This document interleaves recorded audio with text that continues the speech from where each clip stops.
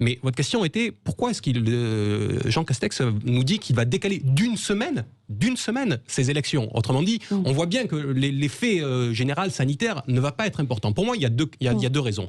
La première est politique. On a bien vu qu'il y a eu la tentation du tripatouillage de la part du gouvernement et du pouvoir sur ces élections régionales et départementales. C'est extrêmement clair. On a vu comment les maires ont été consultés au dernier moment, sans que les maires puissent être mais ils ont répondu massivement. Discuter entre eux au préalable sur la question du maintien ou non de ces élections, puisque la volonté du pouvoir était de repousser quasi sine die ces élections régionales de peur d'une déroute électorale qui est assez prévisible. On voit bien d'ailleurs depuis le début de la crise Covid qu'il y a une instrumentalisation permanente des scrutins électoraux. Ça a été le cas avec le maintien du premier tour des élections régionales alors que les lieux de vie avaient fermé la veille, je vous le rappelle.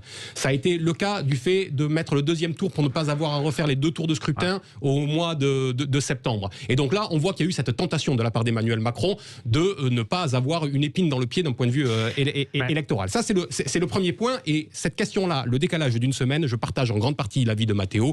Je trouve que le 27 juin, vous savez, les dernières élections législatives, elles ont eu lieu le 13 juin et le 20 juin 2017. On sait que c'est la dernière fenêtre qui existe. Décaler d'une semaine, ça va de fait renforcer l'abstention. Et donc le gouvernement et le pouvoir va pouvoir se prémunir d'une faible légitimité. Et puis la deuxième question, et je m'arrête là, que je pose quand même là-dessus, je viens de dire, on décale d'une semaine. Et on vient d'évoquer les 30 millions de personnes qui devraient être vaccinées à ce moment-là. Mais où est le loup alors dans ce cas-là? Puisque le gouvernement nous dit qu'on va rouvrir les écoles, qu'on va rouvrir certains lieux de vie à partir de la mi-mai. Et donc il faudrait un mois plus tard décaler encore d'une semaine pour pouvoir aller voter dans des conditions dont on nous dit depuis un an qu'elles sont sécurisées toujours au maximum dans les bureaux de vote. Est-ce que finalement les prévisions sanitaires de la part du gouvernement sont réellement celles qu'on nous annonce? Je pose la question.